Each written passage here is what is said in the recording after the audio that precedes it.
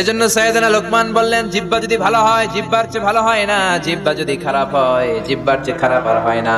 এবার তিনি কলব হাতে নিলেন, হাতে নিয়ে বললেন, ও মনিব, কলবটা এমন অঙ্গ, এটা শ্রেষ্ঠ অঙ্গ, আবার এটাই নিকৃষ্ট। এই কলবে যদি আল্লাহর জিকির ঢুকান, এই কলবের মধ্যে যদি মানুষের কল্যাণের কথা ভাবেন, মানুষের জন্য ভালোবাসা যদি অন্তরে রাখেন, কলবের চেয়ে ভালো অঙ্গ আর হয় না। আর এই কলবের ভেতরে যদি মানুষের জন্য ঘৃণা পুষে রাখেন, আল্লাহর জিকির না বসিয়ে শয়তানকে যদি আপনার কলবের মধ্যে আপনি ঢুকিয়ে দেন, তাহলে কলবের চেয়ে খারাপ অঙ্গ আর হয় না, ঠিক কি না?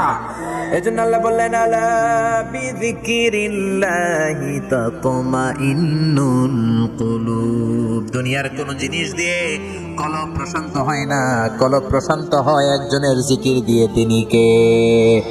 এজন্য কলবের ভেতরে আল্লাহর জিকির রাখার দরকার আছে না নাই?